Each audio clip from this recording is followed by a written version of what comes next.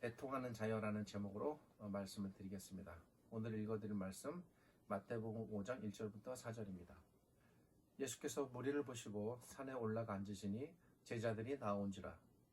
입을 열어 가르쳐 가라사대 심령이 가난한 자여 복이 있나니 천국이 저희 것이며 애통하는 자는 복이 있나니 저희가 위로를 받을 것이며. 오늘은 예수님의 팔복에 관한 말씀을 다루는 세 번째 시간입니다. 첫 번째 시간에는 산상보훈, 그 가운데서도 특별히 팔복에 관한 말씀이 과연 신자들에게 복일까 아니면 독일까, 이에 대하여 말씀드렸습니다. 팔복에 관한 예수님의 말씀은 분명 신자들에게 말할 수 없는 복된 말씀입니다. 그럼에도 불구하고 왜 이 복된 말씀이 신자들에게 오히려 독이 되는가, 그 이유에 대해 살펴보았습니다. 우리가 성경을 참되고 바르게 이해만 한다면 모든 하나님의 말씀은 신자들에게 진정 복입니다. 지난 시간에는 예수님께서 심령이 가난한 자는 복이 있나니 천국이 저희 것이며 라고 말씀하셨을 때에 이 말씀이 어떻게 우리에게 복된 말씀이 되는가를 문맥과 당시 상황을 중심으로 살펴보았습니다. 지난 시간에 말씀드린 내용 가운데 중요한 두 가지가 있었습니다. 그것은 예수님께서 마귀에게 시험을 받으신 일과 그리고 병자들을 고치신 일에 관한 것이었습니다. 예수님께서 마귀에게 시험을 받으신 일과 병자들을 고치신 일 모두 천국과 밀접하게 연관된 일이라 말씀드렸습니다. 이 부분을 간단히 되짚어봅니다. 예수님께서 마귀에게 시험을 받으신 일은 한마디로 마귀와 그의 나라를 무너뜨리기 위함이었습니다. 예수님 편에서는 일종의 전쟁을 시작하신 것입니다. 이렇게 마귀와 그의 나라를 무너뜨리심으로써 새롭게 세워지는 나라가 있으니 그 나라는 바로 하나님의 나라, 천국이었습니다. 이것이 예수님께서 마귀에게 시험을 받으신 가장 본질적인 중요한 목적이었습니다. 마침내 예수님께서는 마귀를 이기셨고 따라서 마귀의 나라도 이 땅에서 무너지게 되었습니다. 그리고 마귀의 나라가 무너짐으로써 비로소 하나님의 나라, 천국이 이 세상 안에 들어오고 세워지게 되었습니다. 그 결과 예수님께서는 무엇보다도 이렇게 세워진 천국의 소식을 알리는 일이 가장 중요하시고 하셨고 먼저 일이었습니다. 이에 예수님께서는 당시 사람들에게 이렇게 세워진 하나님의 나라, 천국을 알리고 선포하시는 일을 먼저 하십니다. 마침내 예수님께서 외치십니다. 회개하라, 천국이 가까이 왔느니라.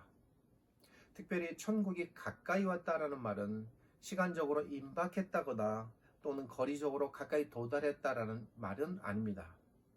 이 말은 사실은 천국이 이미 임했는데 그 임했음을 가까이 왔다라고 표현함으로써 절박하게 임한다는 예수님의 독특한 표현법입니다. 이 말은 이미 천국이 너희에게 이렇게 임했으니 이 천국을 받아들이라, 즉 회개하라는 말입니다. 이어서 예수님께서는 바로 병자들을 고치기 시작하십니다. 예수님께서는 천국이 하나님의 백성에게 얼마나 가까이 임했는지, 정확히는 이미 임한 이 천국을 알리시기 위해, 또 사람들에게 천국을 가르치시기 위해, 가르친다는 것이 우리가 생각하는 것처럼 꼭 말로만 하는 것은 아니었습니다. 어떤 행동을 통해서도 천국이 이런 것이구나 깨닫게 하신다면 가르치는 것이었습니다. 병고침이 그러한 것이었습니다. 사람들로 하여금 천국을 맛보고 느끼고 경험하게 하시기 위해서 천국의 잔치를 여신 것입니다. 이것이 바로 예수님께서 당시 병자들의 각종 병들을 다 고쳐주신 의미였습니다. 그러니까 병고침은 곧 천국을 떼놓고 생각할 수 없는 것이었습니다. 예수님께서는 이미 세워진 천국과 그리고 선포된 천국을 실감나게 맛보여 주기 위해 천국에 대해 시연을 여신 것입니다. 그리고 이 시연에 이어지는 것이 바로 천국에 관한 예수님의 야외 수업이셨습니다. 이런 면에서 예수님의 산상보훈의 말씀은 천국에 관한 시연 후 강의를 할 수 있습니다. 예를 들어 강사가 대중들 앞에 뭔가를 보여준 후에 그 보여준 것에 대하여 강의를 통해 설명하듯이 예수님께서는 병자들을 고치심으로써 야, 천국이 이렇게 좋은 것이다 라고 시연을 보여주셨고, 그리고 그 시연에 참석한 사람들을 앞에 앉혀두시고 강의를 이어나가시는 것입니다. 예수님께서는 이렇게 천국에 대해 시연 후 강의라는 가르침의 방식을 선택하셨습니다. 참으로 놀라운 예수님의 주도 면밀하신 모습입니다. 이렇게 이루어지는 예수님의 첫 번째 강의는 우리가 살펴본 심령이 가난한 자에 관한 것이었습니다. 그분께서 말씀하셨습니다. 천국이 저희에게 임할 때에는 영적으로 무일푼인 자들, 영적으로 파산하고 가난하고 모자란 자들, 영적인 거지들, 기독교와는 전혀 거리가 먼 사람들, 심지어 영적인 자격이나 능력이 전혀 없는 자들, 이 모든 사람들이 다 천국으로 인하여 복될 수 있다라는 것이 심령이 가난한 자에게 천국의 복이 임한다는 말씀의 핵심이었습니다. 이렇게 천국에 관해 아무런 자격도 조건도 갖추지 못했던 자들에게 천국이 복이 될 수 있는 이유는 천국의 은혜의 손길이 조건 없이 값없이 그들에게 임하기 때문입니다.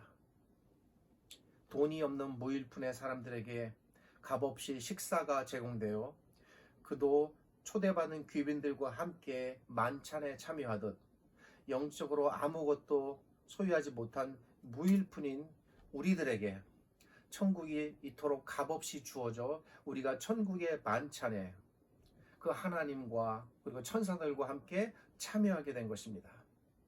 진정 그런 날은 이 땅에서 임했고 그리고 앞으로 또 임할 것입니다. 진정 천국은 심령이 가난했던 우리들, 너무도 가난하고 없어서 아무것도 내 힘으로 구할 수 없는 우리들에게 값없이 주어졌습니다. 그래서 천국은 심령이 가난한 우리들에게 진정 복인 것입니다. 이렇게 천국이 철저하게 영적으로 아무것도 가진 것 없는 무일푼인 우리들에게 거저 주어진 복이건만 여전히 이렇게 천국을 거저 얻는 것에 미안해하고 부담스러워하는 신자들이 있습니다. 남에게 조건 없이 호의를 받는 것에 익숙치 못합니다. 대가를 받으면 지불해야 한다고 생각하는 것처럼 하나님께 대하여도 마찬가지로 그런 생각이 자동적으로 작동합니다. 이런 것이죠. 세상에 거저 얻는 것은 없다. 받는 것이 있다면 주어야 한다. 다 빚이다.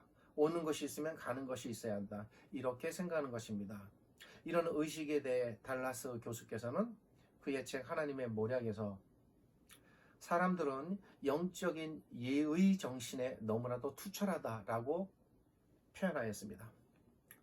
예의가 너무나도 바른 사람은 값없이 베풀어지는 또는 조건 없이 주어지는 호의를 받아들이는데 익숙지 못합니다. 염치 없으라는 말은 아닙니다. 에이, 어떻게 그냥 받아. 세상에 공짜는 없어. 뭔가 되돌려 주어야 돼. 다 빚이야. 이리 생각하는 것입니다. 물론 사람들과의 관계에서는 이렇게 생각할 수는 있습니다. 그런데 이런 예의 정신이 하나님에게까지 적용되고 작동됩니다. 예의 정신이 너무나도 투철해서 하나님의 호의를 그냥 조건 없이 받아들이는 것을 왠지 모르게 찜찜해하고 부담스러워합니다. 그래서 심령이 가난한 자에게 무조건, 정말 무조건입니다. 아무 조건이 없어요. 그냥 주어지는 겁니다. 이 복을 있는 그대로의 말씀으로 받아들이는 걸 힘들어합니다. 내가 심령이 가난해져야, 즉 천국을 받을 조건이 내 속에 갖춰져야 천국이 주어지는 거다 라는 예의 정신의 입각에서 생각하는 것입니다. 천국을 얻기 위해 심령이 가난한 상태에 이르러야 한다고 생각하듯 사람들은 두 번째 말씀인 애통하는 자에게 복이 있나니 저희가 위로를 받을 것이며 라는 말씀도 이와 비슷한 예의 정신의 입각에서 생각합니다. 내가 심령이 가난한 상태에 이르러야 천국의 복을 얻을 수 있는 조건이 마련되는 것이다 라고 생각하는 것처럼, 이렇게 자연스럽게 지금 이제 4절에 대한 설명으로 넘어가는 겁니다. 내가 애통한 상태가 되어야만 천국의 복을 얻을 수 있다 라고 생각하는 것입니다. 논리적으로는 좋아요. 말이 같은 논리를 갖고 있으니까 예수님의 말씀을 그렇게 이해합니다. 만약 이렇게 생각한다면 우리가 천국의 복을 얻기 위해서는 우리 모두가 이 4절을 놓고 생각해 볼 때 애통한 자가 되어야 합니다. 그렇죠? 우리들에게 어떻게 애통하라는 말입니까? 사실 저는 이제 이렇게 말씀드린 의미를 깨닫고 알아가기 그 이전에, 또 어린 시절에, 또 지난날의 신앙들을 생각해 보면 많이 힘들었습니다. 이런 구절들에 대해서 어떻게 애통하라는 말인가? 내가 하나님의 자녀인데 애절하고 간절한 마음으로 계속 천국을 소망하라는 말인가? 울부짖으며 간절한 마음으로 기도하고 천국을 간구하라는 말인가? 이런 태도를 가져야 천국을 받아들일 마음의 준비가 되는 것인가? 이 말을 이런 방식으로 이해할 때 다음과 같은 두 가지 논리적인 모순이 발생합니다. 그것은 첫째, 천국 백성이 아닌 비신자들은 천국에 대한 인식 자체가 없습니다. 전혀 천국을 알지 못합니다. 그런데 만약에 그런 비신자들에게 이 말씀이 주어졌다고 할 경우에 그들이 어떻게 천국을 열망하며 천국에 대해서 애통하는 마음을 가질 수 있겠습니까? 불가능한 일입니다. 왜냐하면 그들에겐 천국에 대한 인식 자체가 없기 때문입니다. 그래서 비신자들은 천국을 위해 애통하는 것 자체 불가능합니다. 또 천국 백성이 된 신자들, 그들은 이미 천국을 소유한 사람들입니다. 그들은 천국 안에 들어와 있으며 천국의 복을 누리는 사람들입니다. 각자의 신앙적 차이는 있겠지만 본질적으로 모든 신자는 천국에 속해 있고 천국의 복 안에 들어와 있는 사람들입니다. 그런데 이들이 또다시 천국의 복을 얻기 위해, 또 천국의 복을 누리기 위해 다시 애통하라? 말이 안 되는 겁니다. 이미 천국 백성 된 사람들에게 천국을 얻기 위해 애통하라 라는 것은 뭔가 이게 안 맞는 말입니다. 그러기에 예수님의 말씀을 천국을 얻으려면 애통하라는 마음을 가져야 한다라고 했을 때 이런 두 가지의 논리적 모순이 발생하는 것입니다. 근데 사람들은 성경을 해석할 때 면밀하게 생각하지 않아요. 이걸 그렇게 해석했을 때 발생할 여러 가지 문제점들, 논리적인 말이 안 되는 것들, 이런 것들에 대하여 깊이 있게 생각하지 않고 너무 안이하게 해석하려는 그런 경향들이 있습니다. 지난 시간에 말씀드렸듯이 당시 예수님 앞에 모인 사람들, 어떤 사람들입니까? 그들은 이미 예수님을 통해 천국 안에 들어와 있는 사람들입니다. 그들은 이미 천국의 시연을 맛보았으며 천국의 강의를 통해 천국이 얼마나 복스럽고 좋은 것인지 배우고 아는 사람들입니다.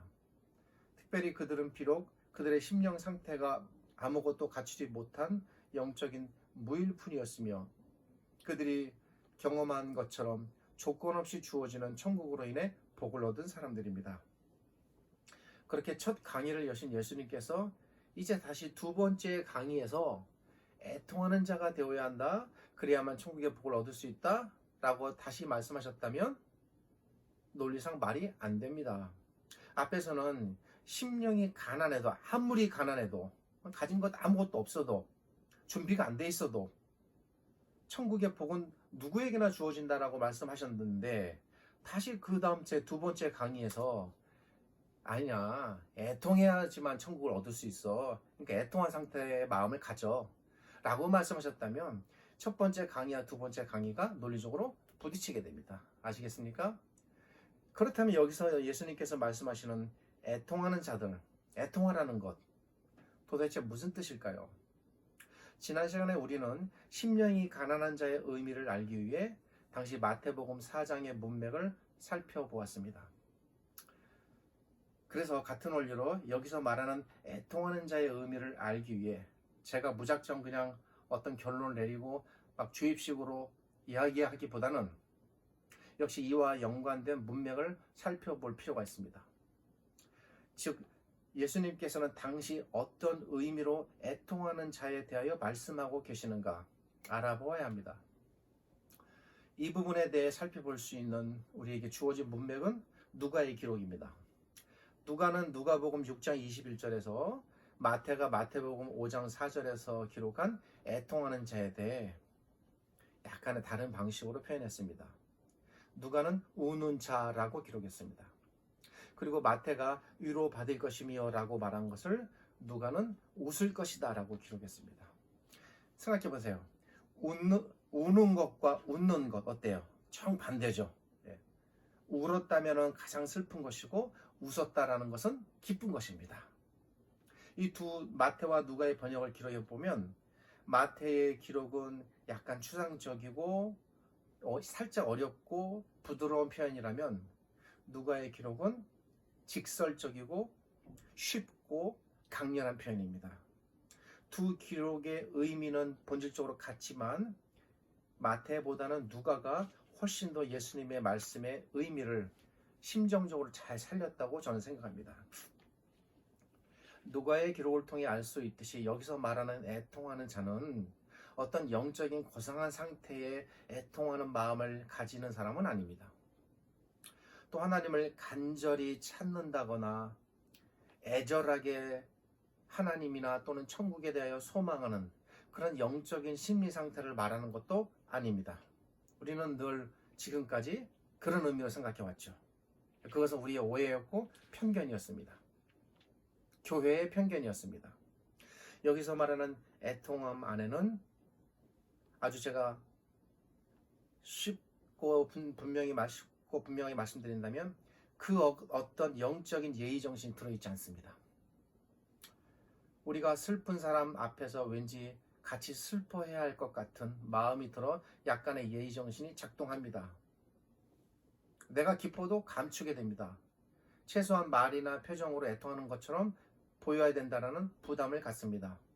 여기서 애통하는 자는 결코 그렇게 예의상 애통하라는 것 아닙니다. 결코 인위적으로 또는 영적으로 예의 정신에 입각해서 애통하라는 것 아닙니다. 여기서의 애통함, 그것은 말 그대로 슬픔입니다.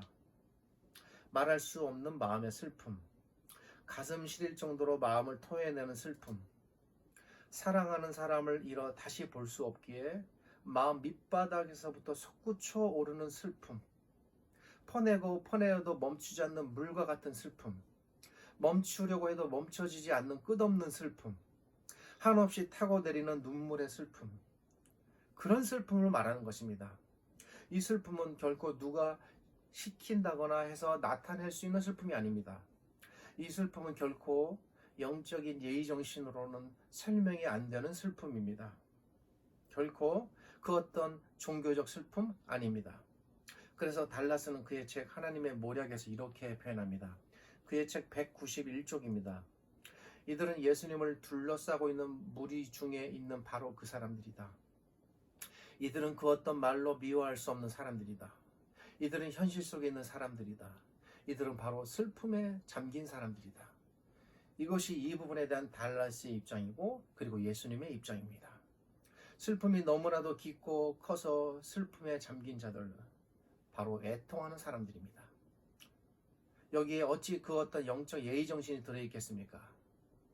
천국을 얻기 위해 슬프지 않은데 억지로 슬퍼하라?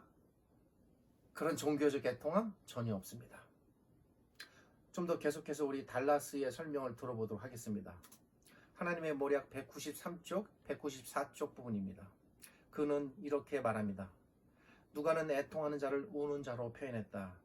예컨대 배우자에게 버림받은 사실로 억장이 무너지는 남자나 여자, 어린 딸의 죽음으로 가슴이 찢기는 비통과 우울감에 잠긴 부모, 마땅히 일할 나이건만 경제 불황이나 몸바쳐온 회사의 경영권 이전으로 일자리나 사업이나 평생의 저축을 날린 채 가진 것 없이 인생의 석양을 맞이해야 될 허무한 사람들, 가슴을 멍들게 하는 일들이 얼마나 많은가.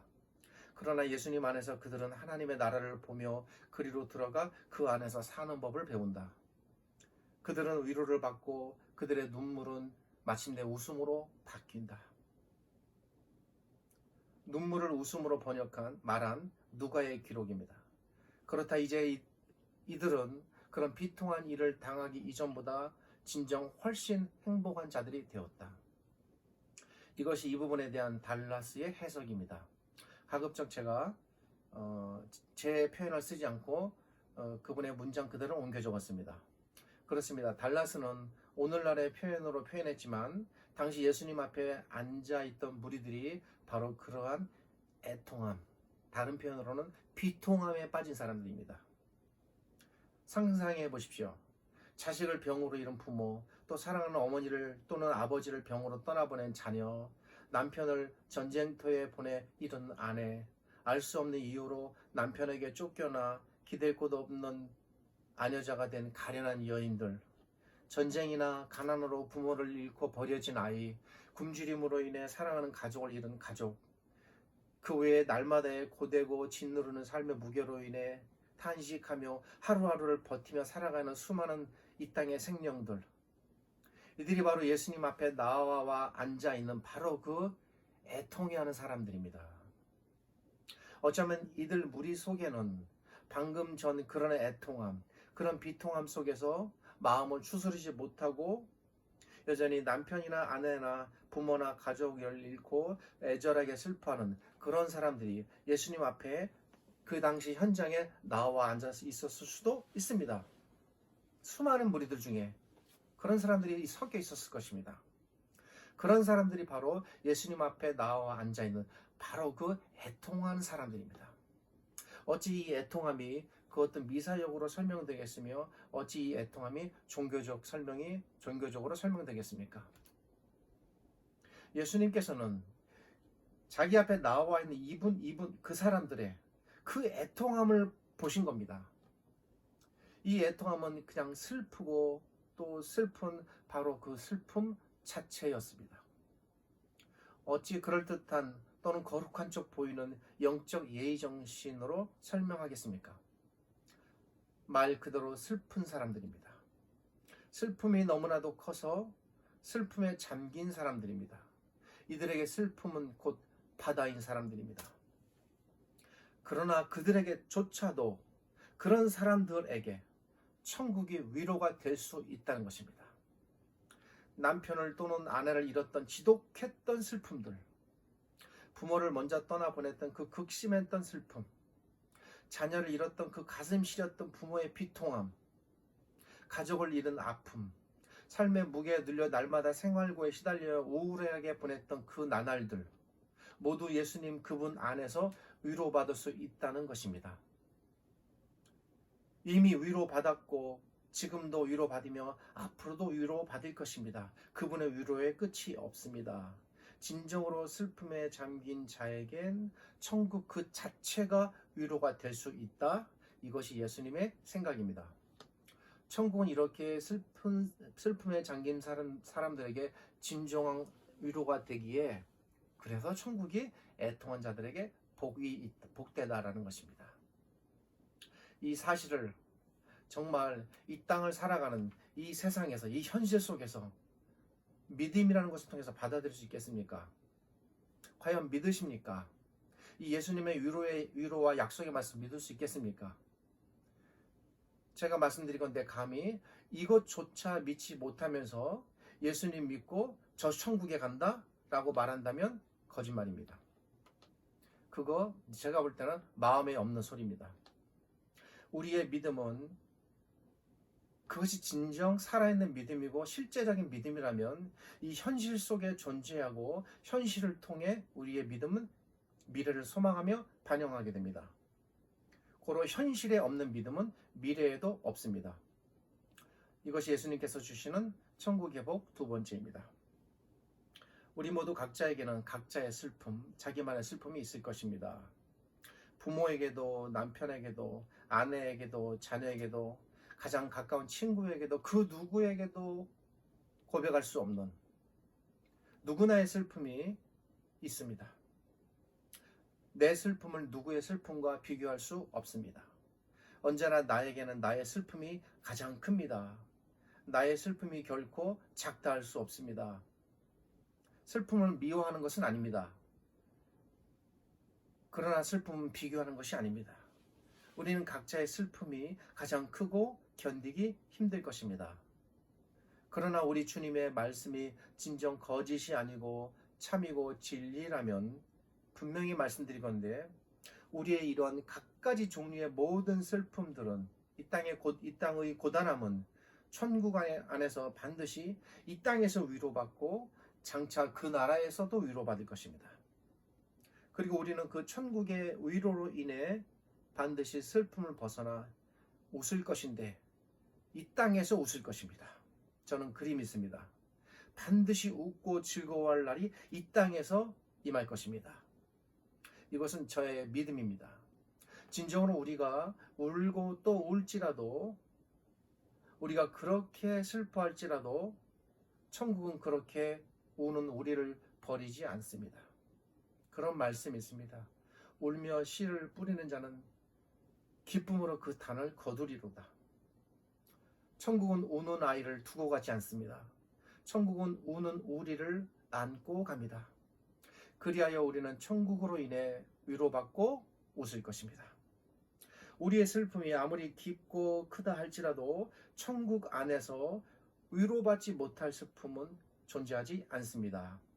이것은 천국의 힘이고 천국이 주는 위로의 강렬함입니다.